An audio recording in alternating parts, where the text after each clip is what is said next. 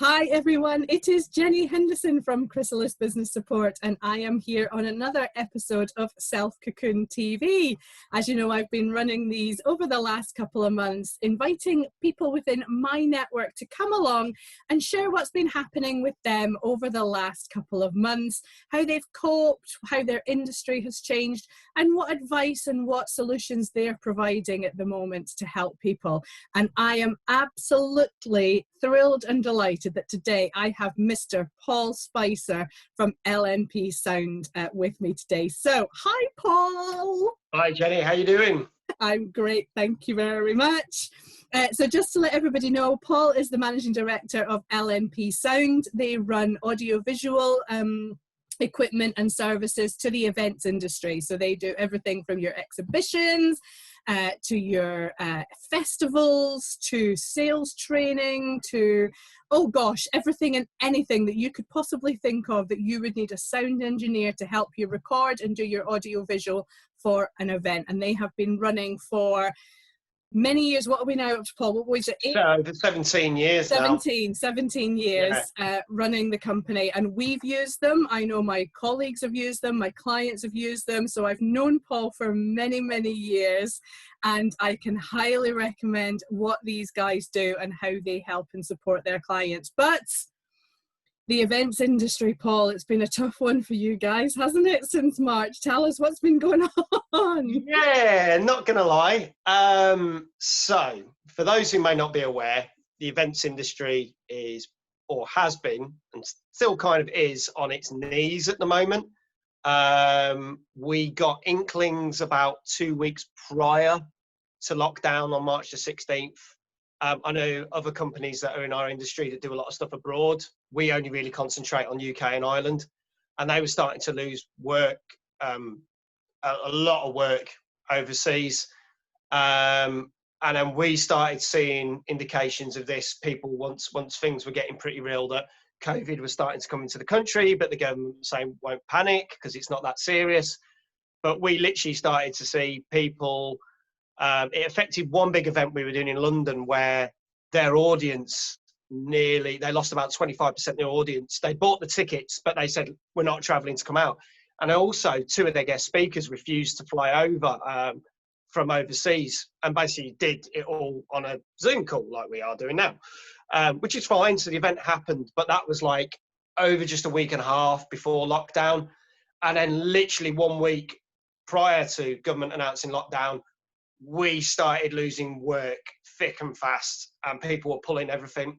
Ironically, our first event that was pulled was a conference for the NHS.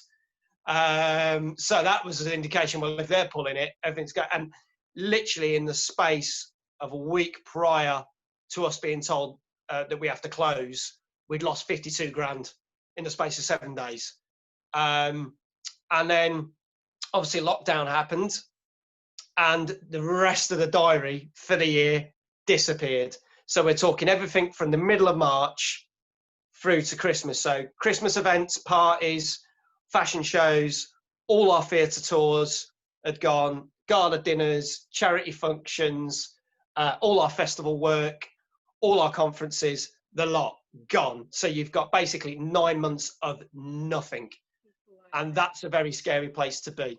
I can imagine, because I know you guys have such a pre-planned diary, don't you? I mean, your events get booked up so far in advance, and you've then obviously got that, you know, you're looking at your books because your sales would have been done last year or repeating customers. So you're looking forward planning and you're going, oh, do you know what? Great. This is, you know, and managing your staff and managing all of that and getting people all lined up for those events. And then literally overnight, suddenly just sitting there going, what do I do?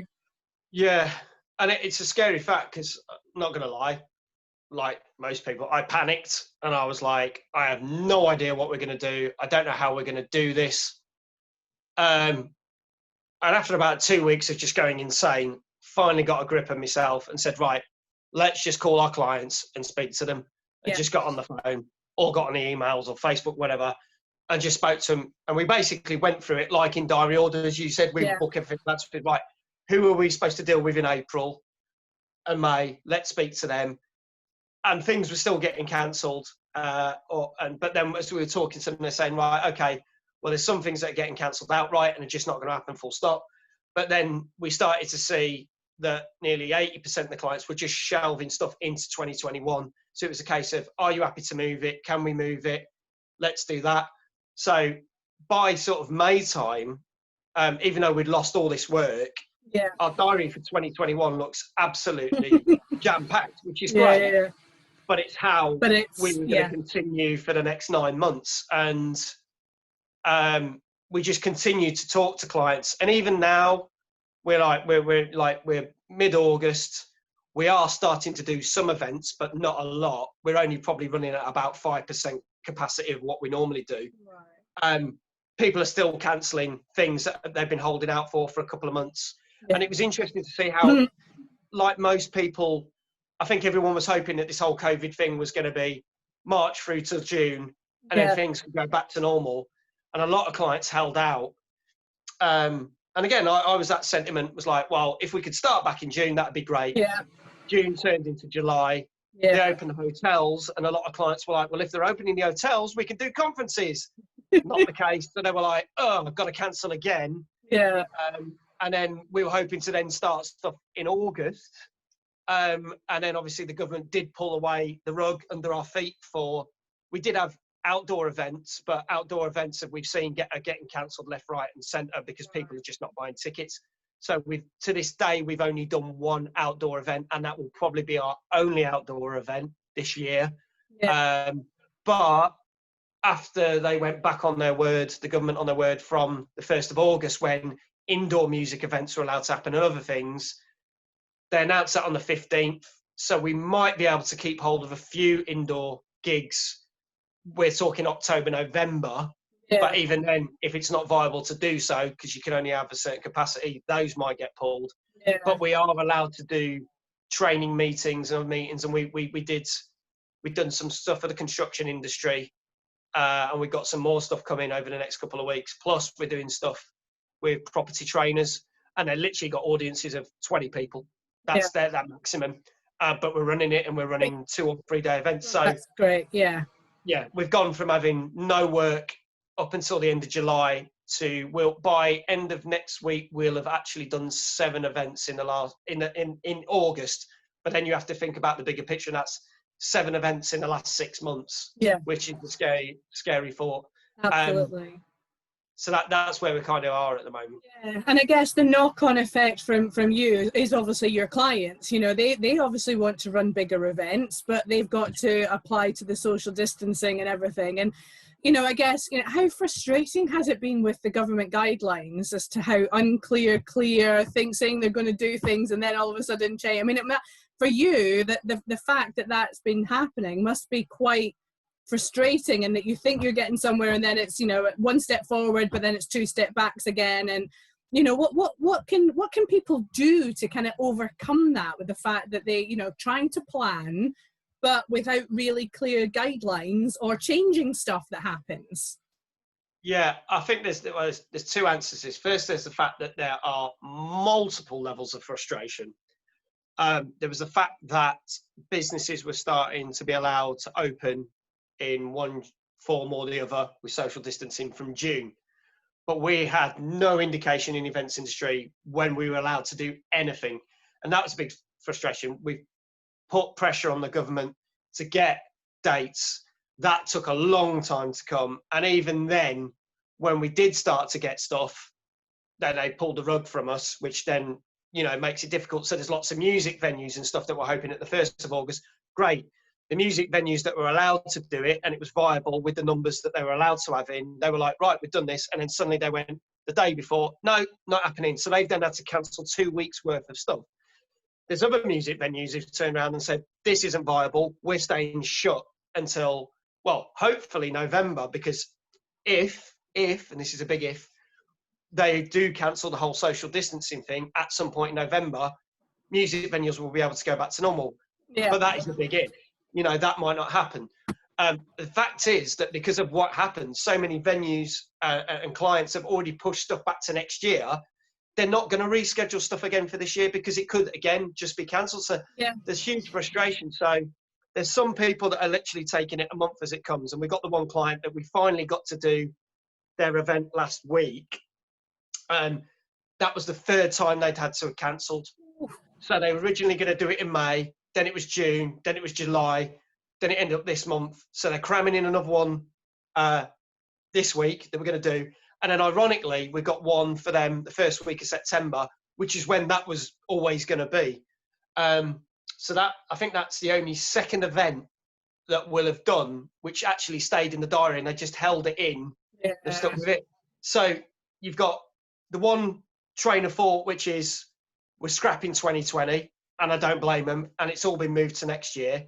And you've got the other train of thought, which is we're just going to do this month by month, because as you said, I've got clients chomping at the bit. One of my biggest clients hasn't been allowed to do their events yet, and they know they can do it with the social distancing, but it's going to be more than 30 people now. They've been given the target date of October, but we last week were supposed to do the catch-up events for the stuff they've missed in March, April, June and July, starting in August. So now they've got to try and cram in 6 months of events in the space of 3 months. They never do stuff at Christmas, and they've gone, we're going to do events in Christmas because we're never going to catch up. I know. It's mad. So there's that. But to answer the other part of the question, I think also clients have had to look at this, because when social distancing comes in, let's say November doesn't happen. I've got a client that we did his biggest event for him last year, and it was about 1,300 people, and they'd come from all over the world. Yeah. So there's lots of different things you have to consider here. His next event was due to happen in December. He's got to make a decision by the end of this month what to do. The venue have told him he was going to have an event for 1,700, so a further 500 people on last year. And again, people flying from all over the world. The venue have told him he's only allowed 800. Bearing in mind, he has already sold all the tickets. So the question is, do you postpone so that when you are allowed to have everyone, because he said, what's the point in having who can I decide to say who's allowed to come, who's not? Now, he might get people that say, well, we're not going to fly over, so we won't come and that. But he says, it's not for me, it's not right. So he's balancing that. But then there's the other thing of, well, do I do a hybrid? Because there's a whole thing about conferences that have got to run, and they've got to run. There's no matter what happens. So they might have a very limited audience, say 20 people in the audience, but the rest can watch online. But he's saying it ain't going to be the same event, and it's not what people have paid for. So then do I have to refund them? Do I have to do reduced tickets? And for him, his only solution is, no, shelve it into next year. There are other viable options to do, but it's got to be viable for the client. Absolutely. Yeah, guys, I'm just going to apologise. I don't know if MJ can hear. It's always the way, isn't it? I have nothing outside for I don't know how many weeks, and today, just as we start this recording, they've decided to cut the grass. So if you can hear any noises outside, I do apologise. I've tried to shut the window. I'm getting ready to scream at them to go, can you give me 5 minutes? I'm just on a recording. But I'm trying to listen for it. I'm all right. Are you all right? That's fine. And as long as no one else, it might just be me. But you know that way when it's now starting to annoy me because I'm going, I can now hear it and it's probably louder than I am actually thinking it is.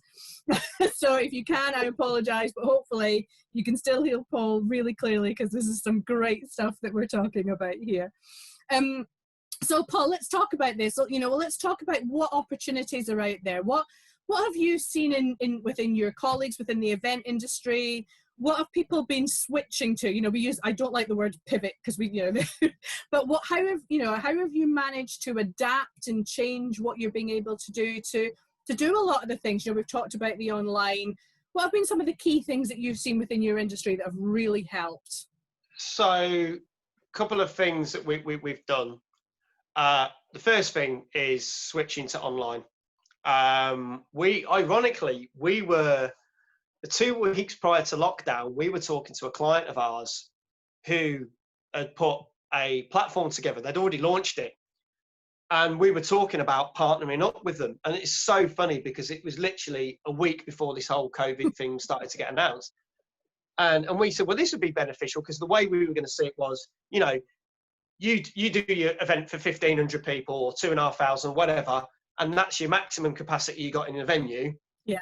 Why does it have to end there? Because you could then sell another 2,000 tickets, 4,000 tickets, 8,000 tickets for people to watch from the comfort of from the home online. Yeah. And then obviously when COVID did hit, it was like, wow, this is going to be even more powerful now, because you've got no choice. You cannot attend the event for the first couple of months. You know, it's not happening. We're in lockdown. So we started pushing out this platform. We've been doing it for big events and small events, and I've still got a ton of clients that are using them. And the clients that I said, as I spoke about earlier, that haven't really got a choice, they've got to do it, because, you know, there's certain companies and organisations, they've got to run their AGM. They've got to do their shareholders meeting. Yeah. And if they don't do it, it's going to cause issues. So they basically, right, well, we'll do it online. And it opens up a world of things, because you can pre-record stuff and then say, right, on Wednesday at 11 o'clock in the morning, this video goes live. Yes, it's pre-recorded, but this is the message we're sending out to all our delegates or our staff or team members or whatever. Brilliant. So that solves a lot of issues. There's the whole hybrid thing that once we'd come out of lockdown, we're allowed to do. So have a room of 6 people.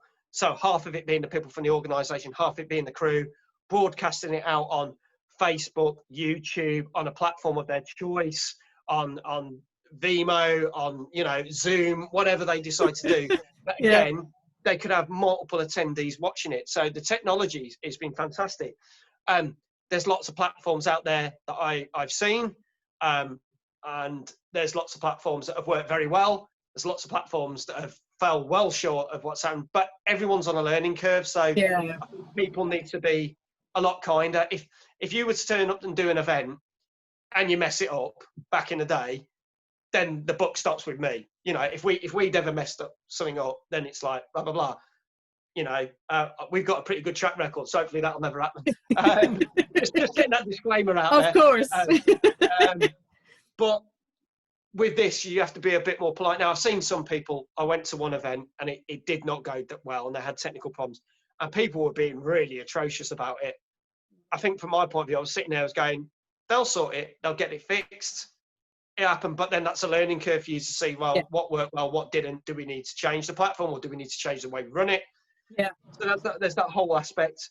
As that's gone on and time's gone on, and now we're allowed rooms with up to 30 people for meetings, we've been able to add a little bit more of what we do best, our AV element. So especially with the event last week, we were right up to the nail. This event was launching on the Thursday. We checked with the local councils, we checked the guidance, checked with the venue, and it's like, right, if we're doing this and you've got 22 delegates and it's a team of 5 in the room, we're under the 30, how do we socially distance it out? Do we space it out? How do we put the people on the tables? How do we get them to talk into microphones without talking into microphones, because we can't pass microphones around for Q&A? Of course. Came up with all these ideas, and we literally had a very successful 3-day event last week. And it's really funny how we got people to do Q&A by standing up and standing on an X marks a spot away from other people, where we had microphones hanging above the head, and they would talk, and it was being picked up for all the recording that we're doing, but also the people in the room could hear it, because the venue had been very kind to the client by saying, well, normally we'd stick you in a room that holds 20 people, and it would only hold 20 people. Yeah. Sticking you in a room that normally holds 250 people, so you're going to be massively spaced out. Ironically, we have got to make sure it's amplified, because there'll be one poor soul at the table at the back going, what? I can't hear you. I'm at the back of the room. I know. But obviously there's certain elements we're not allowed to do, because it needs to be classed as a meeting, not an event. So we can't have loud music. That's not allowed. We can't have staging. We can't have flashing lights. So it literally was a backdrop, some set lights just to give it a bit of colour for like his pop-up banners and whatever, a projection screen, sound, audio recording, and a little screen in front of him. So he had a massive floor space to walk around to present from. But he had a big TV in front of him so he could look at the slides. And it felt really weird, but it's gone really well. I've seen all the stuff on Facebook, and it's like, right, this is kind of the future of things for the next couple of weeks. Because if the government do allow conferences and expos from October, which we're hoping, even though they'll be socially distanced, you'll be allowed bigger numbers. So then he can move back to having, you know, 90, 100 people in a room. Again, Yeah. still social distanced. Yeah. But there's ways around it. Yeah.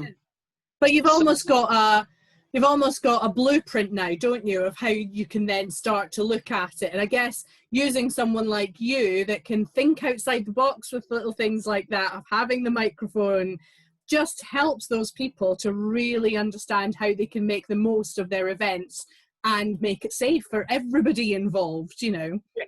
yeah, I think that's the thing. We've got to look at it at so many more angles. When you were doing an event, regardless, there was always, right, risk assessments, all your public liability, what could go wrong that could go wrong. How do you stop that from happening? There's so much more you've got to consider now. So when we did our first outdoor music gig, it was like, right, the singers are going to have to sing in mics. So we had to clean all the microphones used, make sure that no one else. Now, bless them, it was an outdoor event, and someone wanted to do a thank you message. We'd done the sound checks, and they were like, "Oh, can we use this mic?" And we're like, "No, you can't do it, but we'll set you up a dedicated." And they're only going to talk for 30 seconds. Yeah. It's like, no, you have to have a dedicated microphone because you can't do cross contamination. And then those mics after that show were cleaned, put in bags, and then re-cleaned for whenever they might be used again. So there's all these other things. The fact that we're touching the microphones and the equipment, we have to sanitize and clean them. There's the fact that, laptops, we're having to say to clients, you're going to have to use your own laptops, but if we ask you to do something, you will have to do it. We can't do it for you. Yeah. So we'll tell you what to do, but you're going to have to do that. Even clickers, we've got to sanitize clickers. Yeah. There's all these different things, and we just got to put everything into place. So there's about 200% more stuff to think about. But it means now we've done that, the process, just like with anything else, will get easier. Yeah. It just comes into play when we start doing the other events. So we've got expos lined up. When we do start doing indoor music gigs in the theatres and stuff, when we might finally get to do a fashion show, there's all different things like normally with a fashion show, models go on one way, go off another way. Well, that has got to happen. And even more so, the flow of traffic with that, it's got to be. So if your makeup artists are working with one person, they're going to have to think of the way that the stations, the people are going to move and how they do that. We're literally taking it one case at a time. Wow. So yeah, we've had to be quite inventive with some of the stuff. And then when we kind of go, how on earth have we got to do that? We've literally got to throw it back to the team and go, right, we need to come up with ideas to make this run how it would normally run without people thinking, well, this is weird. I don't think anyone thought it was odd standing on an X to ask a question, because it would be just like if you go to a Q&A and then whack a microphone in front of you and go, talk into that. Yeah. It was the same principle, really. Brilliant. Fabulous. But I mean, in some ways, it sounds quite exciting in some ways and quite innovative for the industry of thinking in different ways and how that approach and how your team can be using, well, we've always done it this way. So, actually, do you know what? There's certain elements that might even come back, be actually better in some ways when the Q&A, could go back to normal just with the microphone being patched. Maybe actually the way that this is done is actually a step forward in how it works for a number of industries and a number of events. So, Yeah, I think this is the thing, is loads of other stuff. VR's coming heavily into this. We're seeing the whole virtual exhibition thing. So we are actually attending an exhibition in October, well, we hope to be, with a number of colleagues. We're sharing a stand. And the interesting thing about that is, if the government do say, yes, this is allowed, at the end of October, we'll be there ready to meet people, socially distanced, of course. But there's this element that people can book meetings with us while we're on the stand and talk to us from the comfort of their own home. So it's almost like we're opening up to double the audience. Yeah. It's going to be cool, weird, because we're going to be talking to people that are walking past. Oh, we would like to talk to you. But then a video call will pop up and go, Jenny wants to talk to us on our stand and talk to us about their conference next year. And that I'm going to find interesting. It's opened a whole thing of what can we do to make this industry better. I'm very interested to see how all the expos are going to run. I've seen lots of stuff over in Europe that's worked well, but to actually we're not really going to physically be able to work with any of our expo clients until next year by the looks of things, because of the way they've rescheduled. But we're going to get to experience this expo. And I think that might even then give us more ideas of what we can do for our clients and the industry as a whole. So it's it was very unnerving times for the first couple of months. But as we've slowly started to move into stuff, and now we've got these deadlines to work to, it's actually becoming more exciting. There's less of that fear of, have we got an industry at all, to things are starting to move. They're nowhere near where they should be, unfortunately.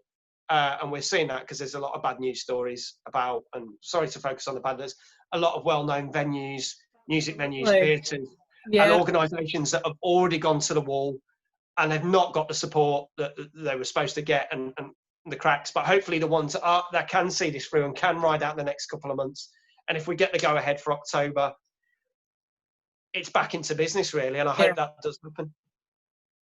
Well, I'm sure there'll be lots of people keeping their fingers crossed, because it's such an important industry for all of us. And, you know, you've touched on a whole raft of, you know, industries there, with the theatre, the music industry. You know, it's not just all about business events. There's the whole social events and everything. And there's too much in this country to be proud of in terms of what we've done with music and theatre, to you know, to make sure that actually it does succeed and it does survive this period. So tell me what you've been up to. I know you've been doing some amazing things to help your industry and sort of launch some various different initiatives. So tell everyone more about that. And if someone was interested in and is in the events industry or is in your industry, what can they be doing at this moment, and how can you help them?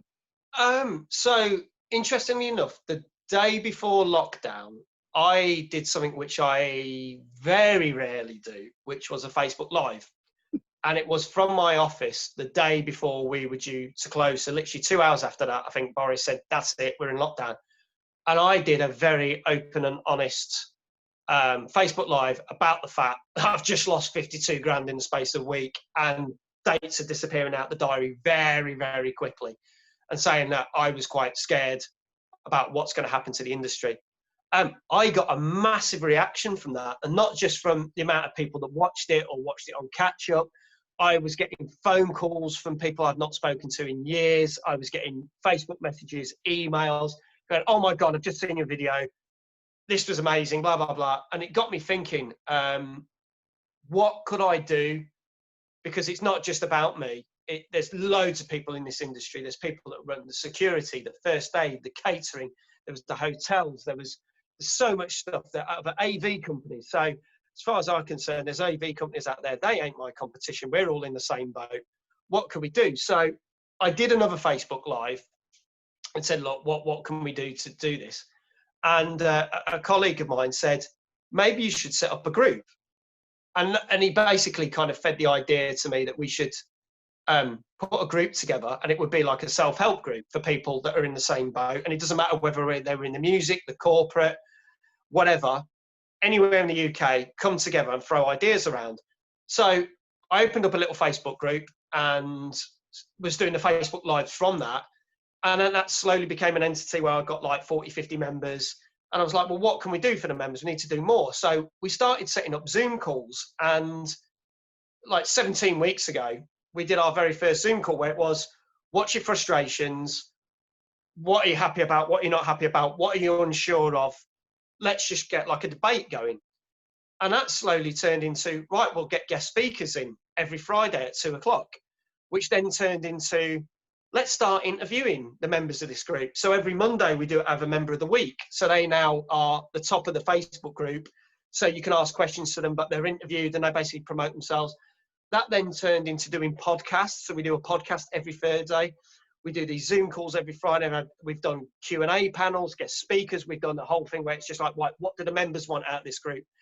That's then turned into Tuesdays like today, which is Networking Tuesday. So promote yourselves, you know, as if you're at a networking event. Tell us about what you do. Get talking to each other. Wednesdays, I still do the Facebook Live. And as the 17 weeks have gone on, we've now got over 300 members. And then other things are being brought into it. So we've committed to launching an online conference on the 26th of September, which again is going to take some of the best elements of the group. So we've got guest speakers, we've got interviews.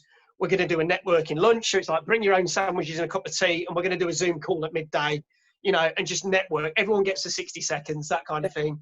And then finish it off with a keynote and a couple of Q&A panels. And we're just building the group up more. We're going to start doing little mastermind sessions within the group. And there was talks on Friday about when we're allowed to do expos, we could put on our own expo live and / hybrid online for people to come and meet all the members. So come and meet the photographers, meet the people that do the photo booths, the people that organise weddings, the people that organise conferences, people that do AV like me, all the other things, you know, security, fencing, even the bloody Portaloos toilets. If you want to organise a festival, you need toilets, speak to caterers. So that's another idea that's come up and we're trying to push out. So we're trying to give more and more back to the members. And it's literally a free Facebook group. So if you want to check it out, it's called the LNP Event Forum. Go on Facebook, look for it. Add yourself. As long as you're in the events industry, you'll be accepted. There's 3 simple questions to ask. And as long as you say, I'm happy with the rules, because obviously if anyone doesn't agree with the rules, they get booted. We had to kick our first person out for spamming last week, because we did say, look, it's fine. You can do this on a Tuesday, but don't do it any other time. And they kept doing it, ignore us. And it was like, we've warned you, bye-bye, gone. But that's only 1 in 17 weeks, which is really good. We've got a waiting list of over 285 people who haven't answered the questions. And we message them and say, here's a reminder if you want to. And some do, and some are just out in limbo. So we're not just trying to fill it for the sake of filling it. We want the right people in the group. But we've got people over based in Ireland. We've got people in Scotland that are members, Wales. We've had calls with members that were stuck out in Spain, Kenya. There's a guy that basically runs a venue in Solihull near Birmingham, but he does charity work for 3 months a year, and he got locked down in Kenya. So he was on the Zoom calls from Kenya until he was allowed back into the country. Wow. So it's amazing what we've achieved. And then we've basically said, we're running this event. We're looking for sponsors. You know, you can sponsor a part of the event, sponsor the event. And also saying, if we launched a Patreon page 2 weeks ago, which is basically saying, we're not asking our members to contribute. If they want to contribute, they can. But if there's people who love the event industry and love going to gigs and love going to conferences, and it's us that needs the help. And we want to put all the money, whether they donate a £5 a month or 50 quid a month, we're going to give them something back for that. So whether it's goodie bags, free tickets to the conferences, if they're involved in the events industry, we'll interview them, give them a load of publicity for free. We'll make them a sponsor, say the podcast, so we'll go, J&J Thingies is sponsored the podcast, and they get their name out. And we said, you know, for that either 5 quid or 50 quid, we'll give you something back, but you're helping. And all that money is basically going back into the group to be able to put on this conference. To, you know, at the moment, like this, I'm in my kitchen. I've spent 17 weeks doing podcasts, Zoom calls, Facebook Lives, and interviews in this kitchen. It'd be lovely to put a little bit more production value than me sitting. It's turning into a running joke now. But we could really. At least your kitchen's clean. You know, Paul, at least it's a nice clean kitchen. Yeah. Not if I turn the camera that way and you see washing up next to you. That's why it's always focused this way, because you can't see the sink. But that's why you're in AV, mate. You know, and there's people that contribute to it. So we've got a guy that does all the editing for the podcast, and he's been doing it for free. I want to chuck him some money for that. So the group will just reapply. Basically, the money will just get used. And it's paying it forward, isn't it? You know, you're paying it forward back into the group, and you know, all the suppliers that you could possibly need for doing anything will be in that group, and they're all benefiting. This is the thing. It wasn't a marketing strategy. I'm going to make this very clear. It didn't occur to me until a couple of weeks in that this was putting me in front of an audience of people. And granted, some of my clients are some of the people I know, but there are so many other people that it's introduced me to that I've never known, who I now have regular calls with or regular meetings with. And they're like, Paul, you're the expert. You're the guy that's telling us about the government updates and keeping on track of things, and when things change, what you can do, what you can't do.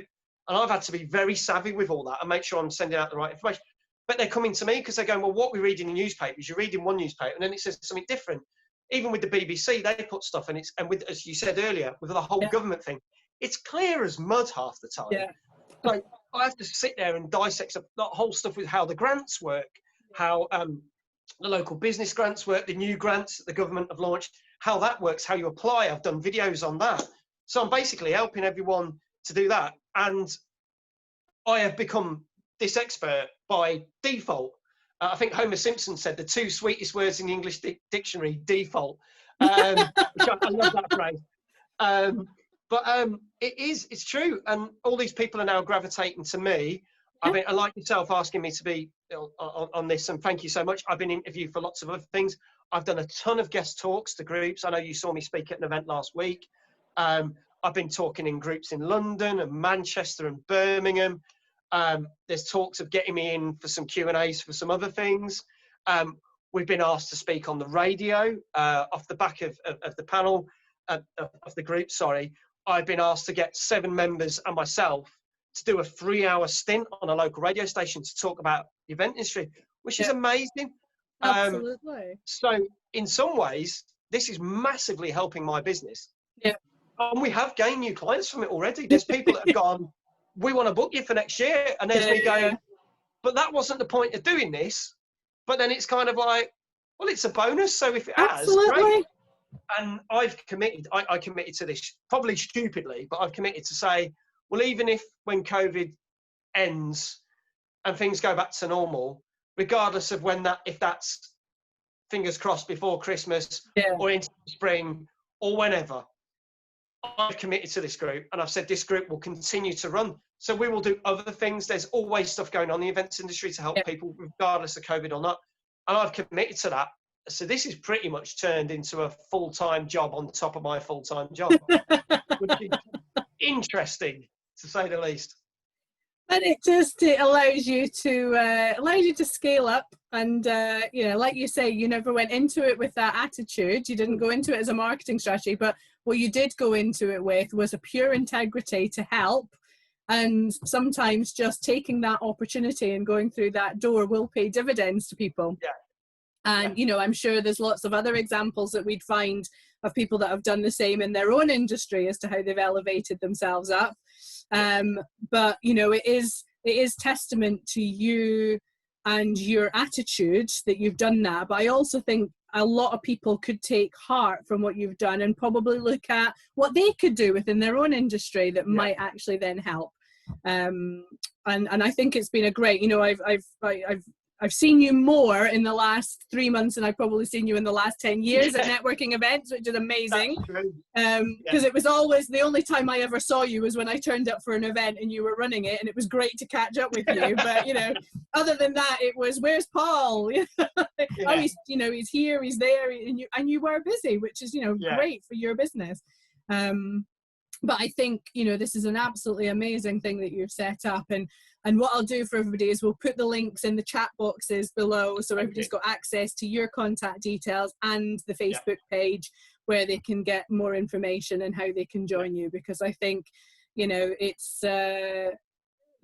something that I think there's a lot of people could be supported by and could be helped by being able to join it. So it's amazing what you've done. So thank you. It's fabulous. Wonderful. Really appreciate that. Cool. Right.